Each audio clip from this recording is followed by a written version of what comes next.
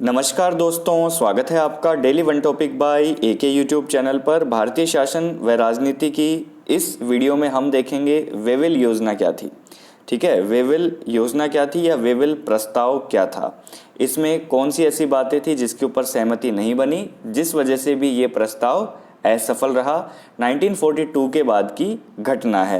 1942 का हमने आपको जो भारत छोड़ो आंदोलन था, इससे पहले वाले वीडियो नोट में उसके बारे में बातचीत की थी। चलिए समझते हैं इसको, वेवेल योजना को। यदि आप चैनल पर नए हैं तो सब्सक्राइब करके बेल आइकन प्रेस कर लीजिए, और यदि आप नियमित चैनल पर विजिट करते रहते हैं तो वीडियोस को शेयर जरूर किया कीजिए।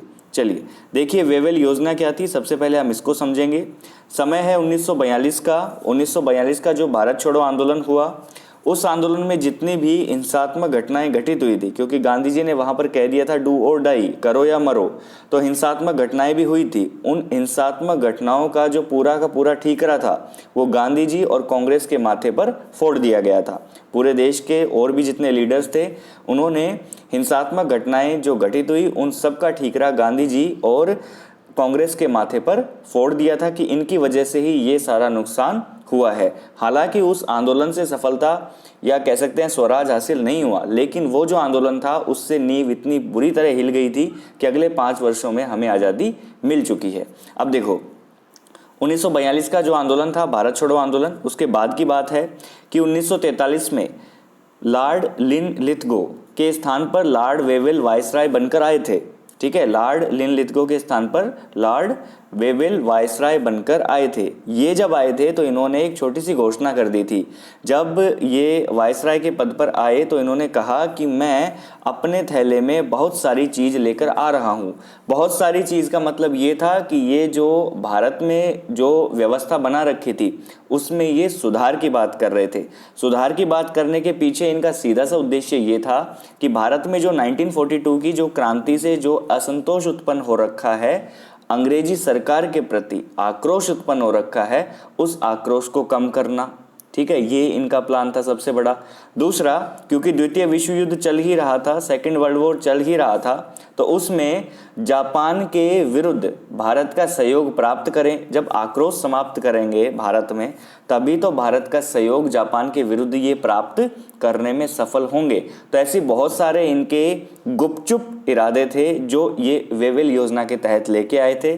कह रहे थे हम यहाँ पे सुधार करेंगे, लेकिन वास्तव में इनको तब भी अपना मैं ही साधना था। समझ गए आप मेरी बात? देखो फिर इस वेवेल योजना का नाम लॉर्ड वेवेल पर ही पड़ा, ये तो बात क्लियर हो ही गई। 1943 में ये वायसराय बनकर सामने आए और जब इन्होंने कहा कि मैं अपने थैले में बहुत सारी चीज़ें लेकर आ रहा हूँ, मतलब मैं यहाँ पर जो शासन हो रहा है इसमें बहुत सारे सुधार करने की मंशा में सामने आ रहा हूँ। देखिए यहाँ पर जो ये वेवेल योजना थी, इसमें जो सबसे बड़ा जो कारण बना वो हिंदू मुसलमानों की संख्या के साथ ही बना, क्योंकि वेवेल योजना में जो स्वशासन की स्थिति थी या वायसराय की कार्यकारिणी थी, उसमें हिंदू और मुसलमानों की संख्या बराबर करने की बात की गई थी। हिंदू मुसलमानों की संख्या बराबर करने की बात की गई थी, जबकि मुसलमानों की संख्या क्या थी? कम थी, और हिंदुओं की संख्या क्या थी? ज़्यादा थी। तो वेवेल योजना में स्वशासन की जो सरकार बने और वायसराय की जो कार्यकारिणी परिषद रहे, उसमें हिंदू और मुसलमानों की संख्या कैसी हो? बराबर हो, इक्वल हो। जितने भी प्रतिनिधि हों उनमें बराबर का बंटवारा होना चाहिए। ये वेवेल योजना में ये बात कही गई थी। ठीक है, अब देखो इसकी प्रक्रिया शुरू होती है 14 जून 1945 को। लॉर्ड वेवेल ने एक योजना रखी। 14 जून 1945 को इन्होंने, लॉर्ड वेवेल ने एक योजना रखी थी, और ये योजना किस लिए थी? सुधार करने के लिए। जब लॉर्ड वेवेल ने ये योजना रखी तो इसका नाम क्या पड़ गया? वेवेल योजना। ठीक है, या वेवेल प्रस्ताव। 14 जून 1945, तो इसे जून 1945 का वेवेल प्रस्ताव भी हम कह सकते हैं, वेवेल योजना भी हम कह सकते हैं। अब इस योजना के आधार पर जब वेवेल ने ये प्रस्तुत की, ये योजना जब इन्होंने प्रस्तुत की, तो इसी के आधार पर 25 जून 1945 को शिमला में सम्मेलन का आयोजन हुआ। 25 जून 1945 को जब इस योजना के आधार पर सम्मेलन का आयोजन हुआ, तो शिमला में जब आयोजन हुआ तो इसे कह दिया गया शिमला सम्मेलन। शिमला सम्मेलन। अब एक सेकंड के लिए आप मेरी बात सुनिए। शिमला समझौता आपने सुना होगा, शिमला समझौता, और शिमला, ये क्या बात कर रहे हैं हम, सम्मेलन। शिमला समझौता जो हुआ था वो भारत पाकिस्तान की 1971 की जो लड़ाई थी ना, 1971 की, उसके बाद में हुआ था। शिमला समझौता जो हुआ था 1972 में हुआ था।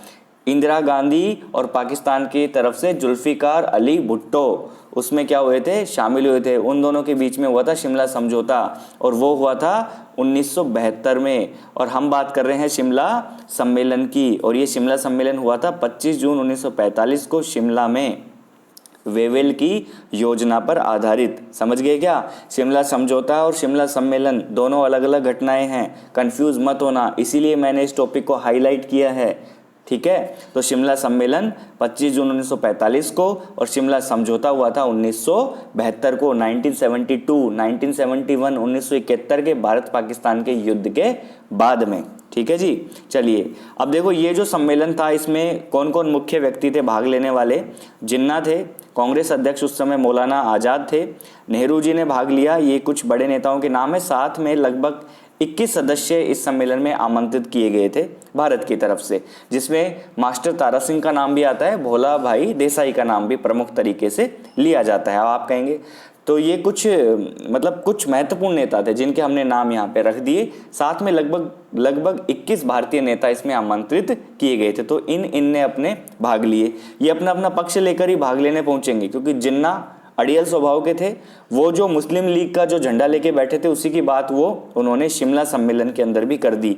तो इसी वजह से क्या हुआ, ये जो शिमला जो सम्मेलन हुआ जिसमें वेवेल जो प्रस्ताव था ये भी सफल नहीं हो पाया, ये सम्मेलन भी असफल रहा, ये शिमला सम्मेलन ही असफल हो गया था। योजना के जो वेवेल योजना थी इसके कुछ महत्वपूर्ण पॉइंट्स मैंने यहाँ पे हाईलाइट कर दिए जिनको हमें देखना चाहिए। देखो, स्वशासन व वायसराय कार्यकारिणी में हिंदू मुस्लिम संख्या बराबर करने हेतु इसमें प्रस्ताव में कहा गया था, वेवेल प्रस्ताव में ये बात कही गई थी। क्या ये बात हजम होने लायक थी? क्या बिल्कुल हजम होने लायक नहीं थी। दूसरा, भारतीय जनता का आक्रोश कम करना इनका एक अंदरूनी मकसद था। भारतीय जनता का आक्रोश कम करेंगे तो जो विश्व युद्ध चल रहा है उसमें जापान के खिलाफ भारत हमारा क्या देगा, साथ देगा, यहाँ की सेना टुकड़ी हमें मिलेगी और भी बहुत सारे सहयोग मिलेंगे। तीसरा, भारतीयों द्वारा गठित सरकार को शासन चलाने के लिए नियुक्त करना, ये आज़ादी देने की इसके अंदर बात की गई थी कि भारतीयों के द्वारा जो गठित सरकार है उसको शासन चलाने के लिए नियुक्त तो हम कर देंगे, लेकिन एक कंडीशन है, वायसराय के पास में कुछ विवेक अधीन शक्तियां रहेंगी और उन विवेक अधीन शक्तियों का वायसराय दुरुपयोग नहीं करेगा, ये विश्वास दिलाते हैं। तो ऐसा कैसे हो सकता है? ऐसा तो हो ही नहीं सकता था कि वायसराय के पास में जो विवेकाधीन शक्तियां हैं जिनका वो दुरुपयोग नहीं करेंगे। कैसे नहीं करेंगे? जब भी उनको लगेगा कि हमें यहाँ से खतरा हो रहा है तो वो उस शक्ति का उपयोग करके उस प्रस्ताव को ठुकरा देंगे जो भी प्रस्ताव लाया जा रहा था। तो इसमें कुछ सुधार की बातें भी थी, लेकिन ज़्यादा कुछ इसमें ऐसा था नहीं। गड़बड़ कहाँ पर हुई, ये असफल क्यों हुआ, उसको भी समझ लीजिए। मोहम्मद अली जिन्ना की ये जिद थी कि समस्त भारतीय मुसलमानों का प्रतिनिधित्व केवल मुस्लिम लीग ही कर सकता है।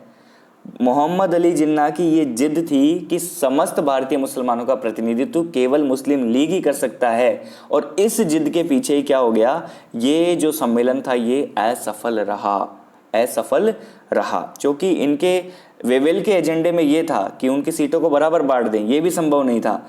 सम्मेलन किया गया, लोगों को बुलाया गया, अपनी अपनी राय रखी गई, लेकिन मोहम्मद अली जिन्ना अपनी जिद पर अड़े हुए थे कि मुसलमानों के एकमात्र प्रतिनिधि संगठन के रूप में उसे मान्यता दिया जाना। इस बात को लेकर ये जो सम्मेलन क्या हुआ, ये असफल रूप से समाप्त हो गया। क्योंकि देखो, जब मुसलमानों की बात आती है, पूरे मुसलमानों की वहां पर बात आ रही थी, तो मोहम्मद अली जिन्ना कह रहे थे कि केवल और केवल किसको दे दो आप, मुस्लिम लीग को ही दे दो। लेकिन आपको मैं बता दूं कि कांग्रेस अध्यक्ष थे मौलाना आज़ाद। कांग्रेस अध्यक्ष कौन थे? मौलाना आज़ाद। तो ऐसे बहुत सारे लोगों ने उसमें पार्टिसिपेट किया था, तो वहां पर विरोध होना संभव था। विरोध होना क्या था? संभव था, और वह विरोध हुआ भी, और उस विरोध के कारण ही ये सम्मेलन भी क्या हुआ, असफल हुआ। यदि सभी एक साथ बोल देते, सभी एक जगह हो जाते, तो ये शायद नौबत नहीं आती। लेकिन वहाँ पर मुसलमानों के बीच में भी क्या थी, फूट थी। कुछ मुस्लिम लीग के थे, कुछ कांग्रेस के साथ थे, अपनी अपनी विचारधारा से जुड़े हुए थे। तो जिन्ना की जिद ने इस सम्मेलन को क्या किया, असफल कर दिया। तो दोस्तों, इस वीडियो नोट में हमने समझा जो वेवेल योजना है, वेवेल योजना को हमने समझा, ये जून 1945 की योजना है। ठीक है। इसके अंदर कुछ सुधारों की बात की गई थी। वेवल नए वायसराय बने थे, उन्होंने कहा था मैं बहुत सारी चीज़ें अपने बैग में भर कर ला रहा हूँ, जो मैं सुधार करूँगा उस सुधार के पीछे अपना मैं था। जापान के लिए भारत को साथ में लेना, साथ में यहाँ पर जो भी जितना भी आक्रोशित माहौल है उसको शांत कर देना, ऐसे ऐसे इन्होंने करा। लेकिन जिन्ना की जिद के आगे ये जो सम्मेलन था ये क्या हुआ, डिसमिस हो गया। तो आपको एक तो शिमला सम्मेलन और एक शिमला समझौता, इन दोनों में अंतर पता लग गया होगा। शिमला समझौता बाद में हुआ था, ये हुआ था 1972 में भारत पाकिस्तान के बीच में। शिमला सम्मेलन जो हुआ था ये वेवल प्रस्ताव के दौरान ही रखा गया। जून 1945 में शिमला में रखा गया एक सम्मेलन, जिसमें लगभग भारत से 21 जनप्रतिनिधियों ने इसमें क्या लिया था, भाग लिया था। तो दोस्तों इस वीडियो नोट में जो मैंने आपको बताने की कोशिश की है, हाईलाइट करने की पॉइंट को कोशिश की है, क्योंकि कभी प्रश्न ऐसे आ जाएं, आप पता नहीं कौन सी परीक्षा दे रहे हैं, अलग अलग तो पढ़ना नहीं होगा। आप इन वीडियो नोट्स को यदि देख रहे हैं तो आपको ये पसंद आ रहे हैं तो आप इन्हें शेयर जरूर किया कीजिए। साथ में यदि आप वीडियो नोट में अब तक बने हुए हैं तो मैं आपको बता देना चाहता हूँ, क्वेश्चन आंसर की सीरीज में दोबारा से शुरू करने वाला हूँ, क्योंकि ये जो डिस्क्रिप्टिव वीडियोज़ होते हैं इन पे कंसंट्रेट लोगों का कम होता है, उनको तैयार मटेरियल चाहिए, तो उनके बारे में भी सोचना पड़ेगा और उनके लिए भी वो वीडियो नोट में जल्दी ही प्रोवाइड कराने की कोशिश करूंगा। तो वीडियो नोट देखने के लिए बहुत बहुत धन्यवाद।